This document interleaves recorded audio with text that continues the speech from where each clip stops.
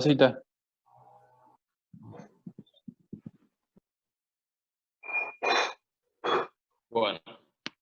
Bueno, a mí me tocó para esta clase, que es una de las primeras clases que, para los chicos que recién entran, sobre todo, hablar un poco sobre principios de osteosíntesis. La clase va dirigida sobre todo a ellos, que a los más les va a servir, por ahí a los grandes hay muchas cosas que ya la saben, pero bueno, creo que a nadie le viene mal refrescar un poquito las cosas. ¿Cuáles van a ser los objetivos de esta clase? Ah, no me deja pasar, muy bueno. Ahí está. ¿Cuáles van a ser los objetivos de la clase? Conocer qué tipos de estabilidad tenemos respecto a las fracturas, conocer su biología ósea y cómo se comportan, de qué manera se logra cada uno, qué es lo que nosotros podemos hacer y qué métodos tenemos a nuestra disposición respecto a materiales y técnicas para lograr estos diferentes tipos de estabilidad y cuándo los vamos a usar.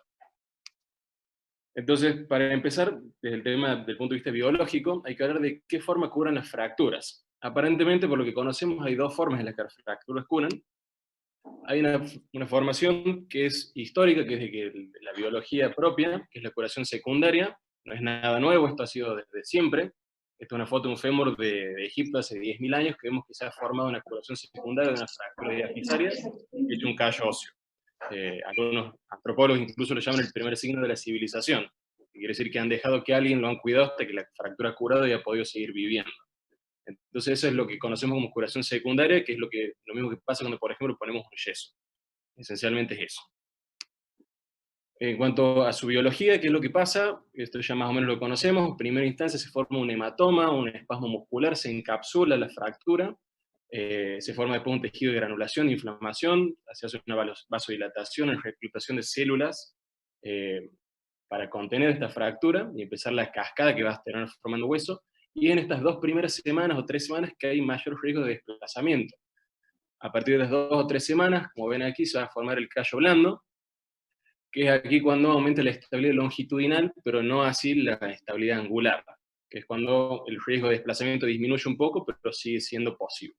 A partir de las 6 semanas, obviamente va a depender del paciente y del tipo de fractura, empieza la consolidación ósea de afuera hacia adentro, poniéndose hueso, que después se va a convertir en un hueso lamelar, y por final está la remodelación ósea, que es un proceso que lleva años, y mientras menor edad tenga una persona, más capacidad de remodelación tiene. No es lo mismo la remodelación propia de un chico de 2 años en una fractura de antebrazo que un viejo de 80 en una fractura de cadera.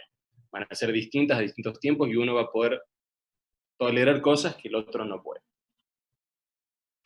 Muy bien. ¿Qué es entonces el otro tipo de forma biológica en la que cubren las fracturas? Es lo que llamamos curación primaria, que tampoco es tan nuevo. Fue descrito por Robert Danis a mediados de los años 1900. Él empezó a hacer osteosíntesis con placas, como vemos en la foto aquí, es bastante parecida a algunas de las placas que usamos hoy, y lo que vio es que se formaba el hueso lograba consolidarse sin formar callo óseo en las radiografías, a lo que él en su momento le llamó soldadura autóloga. Esto se vio que era solo posible mediante lo que llamamos ahora estabilidad absoluta. La curación se hace de forma intermembranosa mediante una remodelación de la unidad haversiana, y todos sus estudios en un tiempo se vieron como que quedaron olvidados hasta fines de los años 50, cuando la gente que empezó todo el tema del AO recogió los estudios que él había hecho, todo lo que él había publicado, y empezaron a un poco a llevarlo, a exteriorizarlo y llevarlo hacia el mundo. Estas fracturas lo que también le caracteriza es que tienen un bajo strain en el foco, que vamos a hablar un poquito qué es el strain, que es importante para entender esto. Entonces, 2 palabras que se usan mucho, que uno las leo, las escucho mucho en el quirófano, en el consultorio, en los libros, es el estrés y el strain. ¿Qué son? Son propiedades mecánicas de los distintos materiales. Valoran la elasticidad. ¿Qué es la elasticidad? Es la capacidad de un material, cualquiera sea, de resistir una deformación o una fuerza y volver a su lugar o su forma original. Entonces vamos a tener el estrés, que es la fuerza que se aplica en un área determinada, que se mide, tiene su forma de medición, y otra forma también de medir la deformidad es el strain, que es la capacidad de deformación de un objeto y se representa en porcentajes. Esto va a ser muy importante para nosotros respecto a la estabilidad de las fracturas. Cuando una estabilidad tiene un bajo strain, que es lo que vamos a ver acá en el dibujo muy simpático que he hecho, del 0 al 2%, quiere decir que la deformidad es nula, o casi nula. Las células que se encuentran entre los focos de fractura van a estar unidas, no se van a mover y no se van a ver deformadas. Por ende, van a lograr hacer hueso sin hacer un callo y va a ser estable la fractura. En cambio, en aquellas fracturas que tienen una estabilidad relativa, y van a ser callo óseo, el strain es un poquito más alto, va a ir entre el 2 y el 10%, y es algo que la célula, que está entre medio de la fractura, las millones de células en realidad, va a poder tolerar sin poder hacer una lisis celular, sin poder romperse. Y eso va a hacer que tienda a formar hueso de una manera más exuberante y va a formar el callo.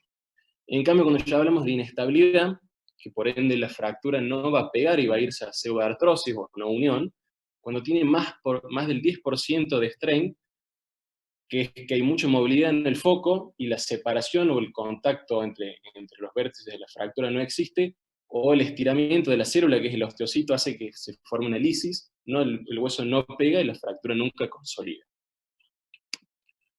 Este es un gráfico donde se puede ver la curva respecto a la formación de hueso, que va hacia arriba, la reabsorción de hueso y lo que llamamos el strain, que es la deformación. Tenemos un punto B, que es la estabilidad absoluta, donde la formación de hueso y la resorción del hueso están en un punto que esté equilibrado y el strain es prácticamente nulo. Entre el punto B y el punto C, que es toda esta línea verde, es lo que vamos a llamar la estabilidad relativa, que quiere decir que está equilibrada la formación y la reabsorción de hueso, se hace un poco más de hueso que corresponde al callo óseo y nos va a permitir que la fractura cure. Pero llegado a un punto donde nos pasamos de acá de C, donde el strain es muy alto, ya no se puede formar hueso porque se lisan todas las células y no tiene contacto la fractura, y ahí es cuando toda esta curva se nos hace lo que es la pseudoartrosis y las fracturas no consolidan. Entonces, para resumir, tenemos dos tipos de estabilidad, una que es absoluta, donde en el foco no va a haber movilidad, un strain bajo del 0 al 2%, una reducción que es anatómica entre los fragmentos y una compresión entre los mismos. Y esto nos va a dar la consolidación primaria sin un callo óseo. Y tenemos la estabilidad relativa, que tenemos una movilidad controlada entre los fragmentos con un strain moderado, bajo, como uno le quiera decir. No necesita necesariamente compresión, que ahí vamos a ver cómo se lo podemos dar a una fractura. La reducción es funcional y la consolidación es secundaria. ¿Cuáles son las indicaciones para este tipo de fracturas? Es muy amplio, pero para más o menos dar una idea, para que todos se ubiquen, ¿dónde vamos a buscar la estabilidad absoluta? En las fracturas articulares. Por ejemplo, esta fractura que tenemos acá de la rótula, al ser una fractura que compromete una articulación, uno necesita que anatómicamente quede lo más perfecto posible y que el callo óseo sea lo menos posible, para que la articulación no se vea perjudicada. Y también en las fracturas diafisarias simples, especialmente en el miembro superior, como por ejemplo el antebrazo o el húmero, que lo que hacemos es darle estabilidad mediante la compresión para que no hagan callo óseo. Y aquí tenemos otro ejemplo, que es una fractura de platillo tibial, que también al ser articular, uno trata de darle compresión y que esta línea articular se vea conservada y no nos haga un callo óseo. Por otro lado, la estabilidad relativa la vamos a buscar en todos los otros tipos de fracturas, en fracturas metafisarias, en fracturas diafisarias, sobre todo del miembro inferior, donde el gol estándar hoy es poner los clavos endomedulares, o fracturas cominutas, por ejemplo este que es un paciente que es un herido de bala, donde no es posible todos los pequeños fragmentos que tiene darle compresión entre sí, por ende nunca va a ser posible la estabilidad absoluta. Debido a los principios AO, que han ido cambiando a través del tiempo, cuando uno conoce los tipos de estabilidad y las indicaciones que tienen, vamos a ver qué significan los principios. Reducción de las fracturas según la personalidad de la fractura les requiera, que quiere decir que algunas fracturas hay que reducirlas anatómicamente y con presión, según corresponde, y otras que no. Una fijación estable, no necesariamente absoluta, sino que la que le corresponde a la fractura. Una conservación del aporte vascular, que quiere decir esto, que hacer el menor daño posible, más de que ya tiene la fractura, y tratar de hacer todo esto para llegar a una movilización precoz y prevenir la discapacidad propia del daño del trauma. Quería hablar un poquito sobre todas las cosas que tenemos a mano para el tratamiento de las fracturas. Obviamente no vamos a hablar de todo, porque me parece que cuando uno empieza, que le termino explicando por ahí un poco sobre todo esto, termino haciendo en medio de la cirugía el Nacho sobre qué es un tornillo, qué tipo de placa, cómo se usa, y por ahí en los libros es un poco engorroso leerlo. Así que quería dedicarle un par de minutitos a esto. ¿Qué vamos a tener? Primero que nada los tornillos. Aquí tenemos un tornillo cortical, el tornillo estándar que usamos todos los días. Vamos a ver que los tornillos tienen una cabeza, que en este caso es una cabeza estándar, pero puede ser bloqueada o no. Ya vamos a ver un poquito sobre eso. Vamos a tener el paso de rosca, que mientras más chiquito sea, va a ser en aquellos que son corticales. Cuando esto es más alto, van a ser los huesos que los ponemos en la esponjosa para que tengan más toma y más presa. Vamos a tener tornillos que tienen rosca completa o que tienen rosca parcial, que quiere decir que solo la parte distal del tornillo tiene una rosca. Y vamos a tener un diámetro del tornillo, vamos a ver que siempre hablamos de tornillo de 6,5, 4,5, 3,5, y se trata de eso. Va a tener un diámetro interno del tornillo, que es la parte que no es la rosca, que va a resistir las fuerzas de deformación. Cuando hay que pensar en esto, hay que pensar, por ejemplo, en los tornillos que usa en un bloqueo de un clavo endomedular.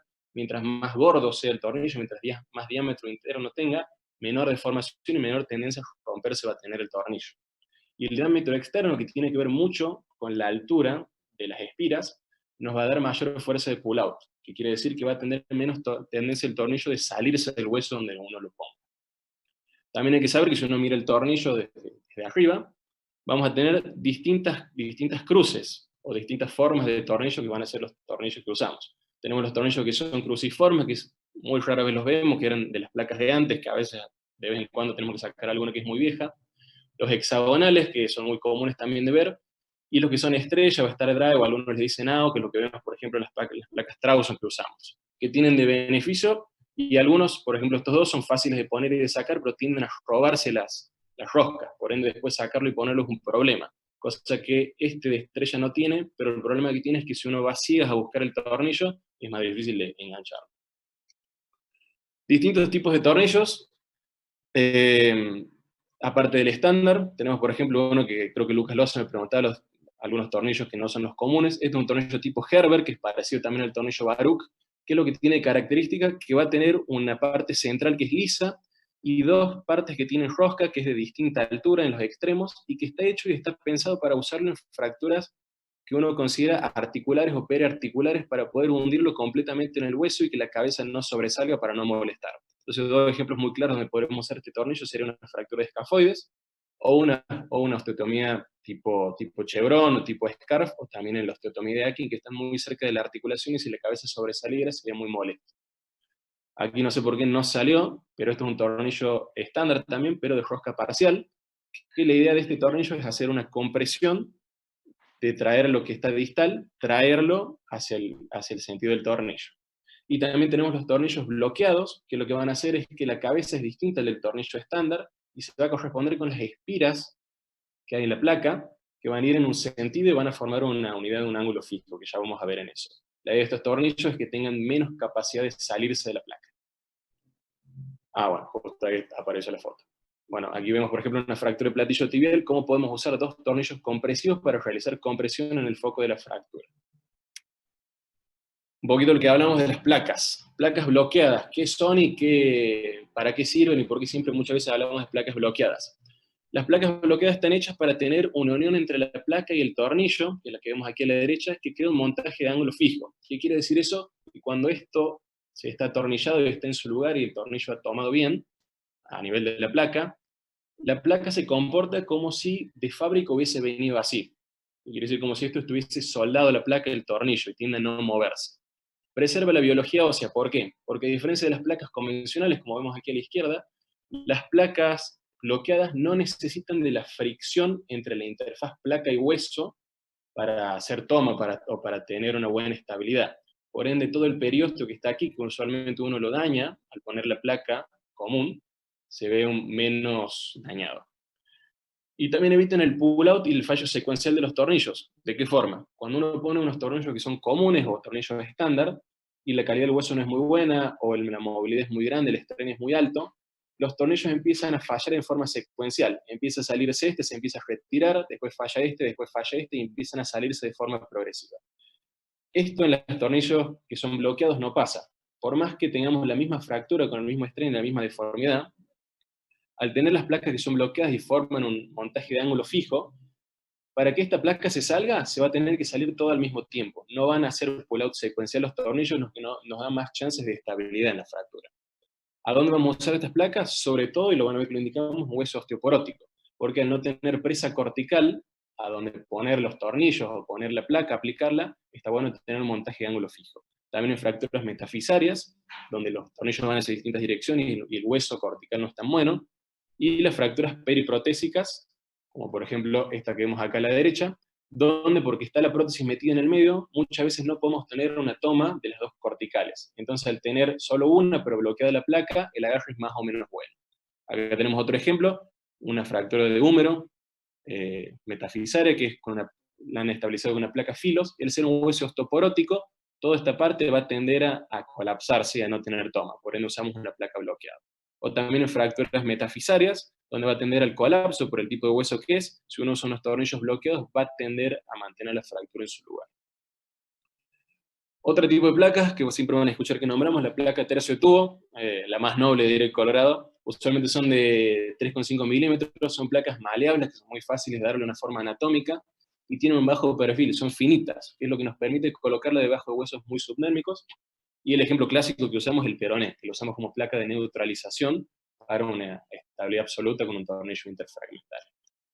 Otro tipo de placas que van a escuchar que usamos mucho son las DCP o LCSP, que significa son placas de compresión dinámica de bajo contacto. Usualmente vienen de dos tamaños, de 3,5 o 4,5 para el húmero o el antebrazo. ¿Qué significa esto de LC? Se llama low contact.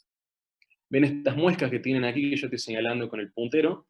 La idea es que el contacto entre la interfaz de la placa y el hueso sea lo mínimo posible para no dañar tanto el periósteo cuando uno hace compresión. Y vamos a ver que pueden tener agujeros ovales simples, como la que tiene esta, que es la que muchas veces usamos en el húmero, por ejemplo, o también pueden tener un agujero combi hole, que tiene un agujero para poner un tornillo bloqueado si uno así lo quisiese. Después vamos a tener otro tipo de placas que no las usamos tanto, que son las placas de reconstrucción, que vienen usualmente también de 3,5 o 4,5, que se caracterizan por ser muy maleables, vienen incluso con unos instrumentos para poder darles las formas, y las usamos sobre todo en fracturas que son tridimensionalmente complejas o muy demandantes, como por ejemplo en las fracturas de pelvis, de la síntesis pubiana, del acetábulo, o en la paleta humerana en el extremo distal del húmero, donde tridimensionalmente es muy difícil darle la forma, o que la placa que nos viene de la ortopedia sea la indicada, entonces podemos darle la forma que nosotros queremos, a expensas de que uno más jode y más las dobla estas placas, más maleables y más débiles se vuelven. Ahí no sé por qué aparece una imagen de unos bloqueos de un tornillo, pero no importa. Entonces, ya habiendo hablado un poco de los materiales, volvamos al tema de la estabilidad. Habíamos hablado que tenemos una estabilidad absoluta, que es una correlación directa, que es a través de la compresión. Eso se puede ver de dos formas: de una forma estática, con un tornillo de compresión, o una placa de compresión, como la que veíamos recién, o de forma dinámica, con una absorbe de tracción, o una placa anticizallante.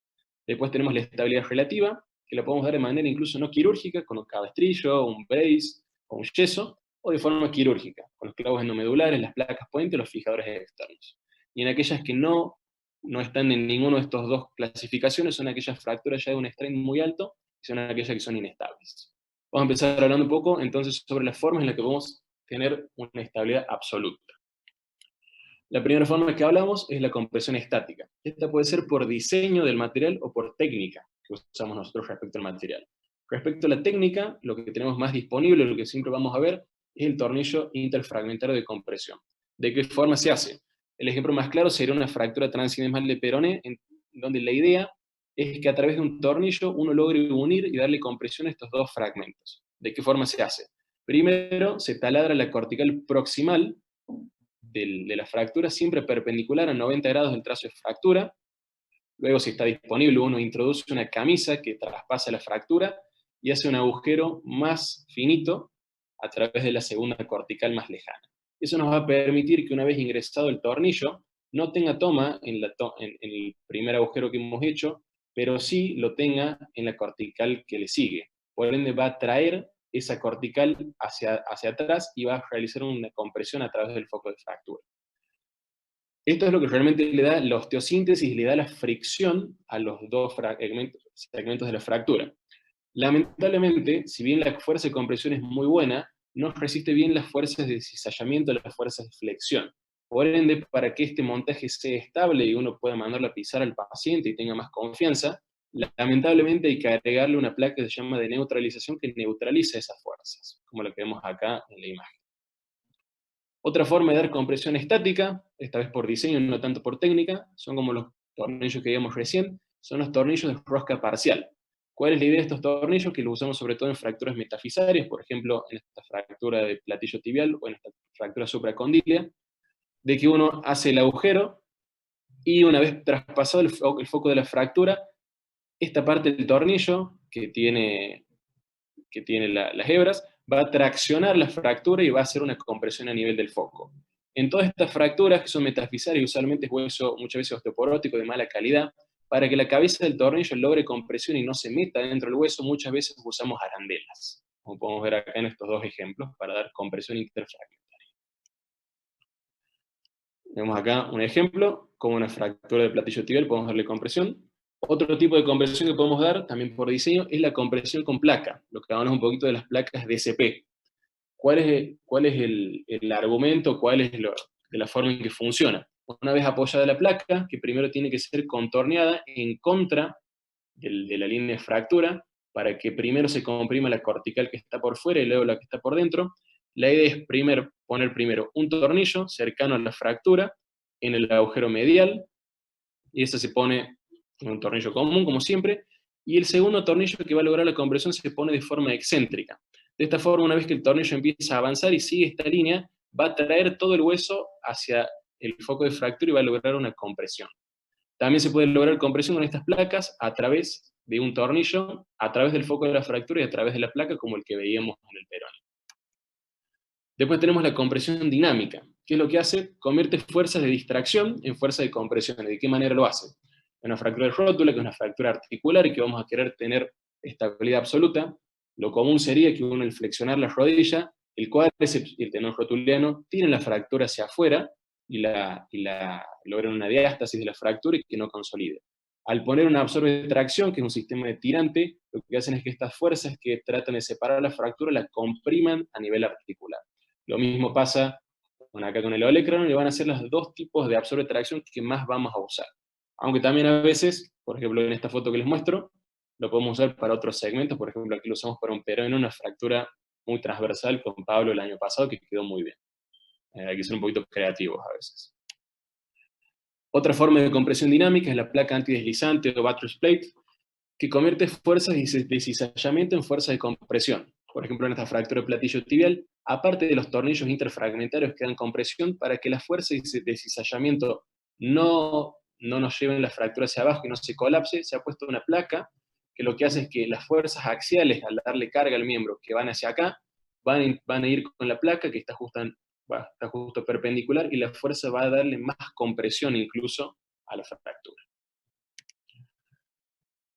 Yendo de nuevo al cuadro este que veíamos, ya hemos hablado un poco de las formas en las que hay estabilidad absoluta. Vamos ahora a las fracturas que vamos a darle estabilidad relativa. No vamos a hablar del tema no quirúrgico, porque no es el interés hoy, pero sí el tratamiento quirúrgico. Entonces vamos a tener estabilidad relativa con los clavos endomedulares. Como decíamos recién, es el gol estándar para las fracturas diafisares tanto de la tibia como del fémur. Es una buena opción también en el húmero. Hay gente que le gusta, hay gente que no, hay mucho estudio sobre eso, pero bueno, depende mucho del cirujano en realidad. Pero en lo que es las fracturas de la diáfisis del fémur y de la tibia, siempre y cuando no sean muy complejas, es una muy buena opción. Lo que busca es una estabilidad relativa, que quiere decir un contacto y un buen contacto entre las partes de la fractura, pero sobre todo busca una buena alineación y un eje y una rotación a nivel del miembro, que es lo que queremos conservar en el miembro inferior.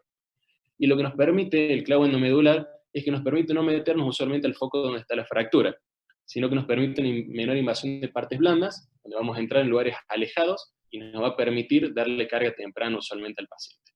Todos estos clavos tienen bloqueos, que si uno no fresa, siempre hay que ponerlos. Hay gente que fresándolo no los pone porque el clavo, al ser más ancho, le da más estabilidad.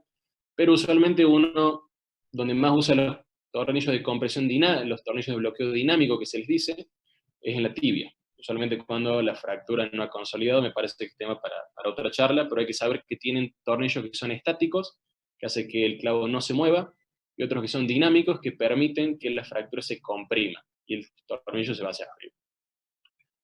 Otra forma de estabilidad relativa, y esto no me acuerdo quién me lo preguntaba y quería que lo expliquemos un poco, es el tema de la placa puente. ¿Cuál es la indicación usualmente de una placa puente, que es método de estabilidad relativa? Las fracturas diafisares complejas, como la que tenemos aquí en este dibujo, que es una fractura tipo C3 en la tibia. ¿Cuál es la característica que tiene la placa puente? Es un montaje flexible que puentea la fractura. La idea es no tocar y no meterse en la fractura y hacerlo lo menos invasivo posible, con el menor daño de tejidos blandos posible.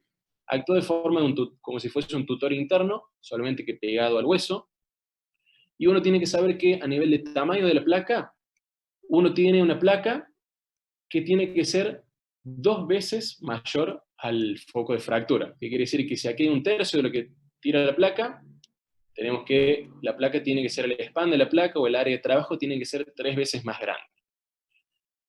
¿Cuál es el error más común cuando uno pone una placa, ya sea una fractura diafisaria más o menos simple o muy conminuta? Poner muchos tornillos. Uno ve la placa que tiene acá, por ejemplo, tiene 12 tornillos, y dice, para darle más estabilidad y que quede bien la fractura y pegue, le pongo todos los tornillos. Y eso es un grave error. ¿Por qué? Porque en las fracturas que no estamos dando estabilidad absoluta, al tener mucho estrés, que quiere decir mucha fuerza sobre un punto pequeño, va a tender a romperse el implante y a fallar la síntesis. O incluso si no falla, al ser un montaje tan rígido, con un strain tan bajo en un lugar donde no le hemos dado compresión a la fractura, no va a pegar nunca. En cambio, si el área de trabajo es bien grande y el strain es bajo, nos permite que la deformidad sea mucho más tolerable. Y al tener algo de movilidad y algo de flexibilidad del implante, va a hacer que tenga un strain moderado y haga que esto haga callo óseo. Otra pregunta que me hacían también y querían que más o menos expliquemos era en una placa puente, ¿qué tornillos o cuántos tornillos poner? Si bien no hay una regla escrita en oro, uno sabe que, como decíamos, tiene que ser 3 veces el largo de la fractura, la placa, como lo que vemos acá, y la densidad del tornillo debería ser entre 0,4 y 0,5. Y la forma de poner los tornillos, usualmente, si uno se lo puede permitir, debería ser que uno debería deslizar la placa, poner el primer tornillo más proximal, el tornillo más distal, ver que la fractura esté alineada tanto en el plano coronal como en el sagital, acomodarla o reducirla si hace falta, con lo mejor que se pueda, y colocar los 2 tornillos más proximales que se pueda al foco de la fractura, y luego colocar un último tornillo entre medio de los primeros montajes. Si uno cuenta esta placa, que creo que tiene 14 agujeros, hemos puesto 6, que quiere decir que nos da una densidad, una relación entre los agujeros que tiene la placa y los tornillos de 0,43. ¿Por qué no ponerle más? Porque nos va a pasar esto. Vamos a tener muchos tornillos, un montaje muy rígido, un estrés muy grande y la fractura no va a pegar. O porque se rompe la placa, o porque el montaje se volvió muy rígido, el strain muy bajo y al no tener compresión la fractura no va a poder pegar. En conclusión, reconocer entonces qué estabilidad es necesaria. Todas las fracturas son distintas y por ende cada personalidad de cada fractura necesita un tipo de estabilidad y un montaje y una reducción y un material distinto. No hay una que sea mejor que la otra, son diferentes, no hay que salir a buscar siempre estabilidad absoluta como se creía hace 40 años, eh, sino que hay que hacer lo que sea más conveniente para el paciente y para la función. Como decimos, tratar cada fractura de acuerdo a la personalidad, la localización que tiene, los fragmentos que tiene y los materiales y las herramientas que uno tiene a su disposición. Tratar siempre de minimizar el daño de las partes blandas en cuanto sea posible, por ejemplo, con los clavos endomedulares o con las placas puente, con las fracturas que son muy complejas y no es posible darle estabilidad absoluta. Y recordar siempre los principios AO que hablan todo esto para lograr una recuperación y una movilidad temprana. Eso nomás.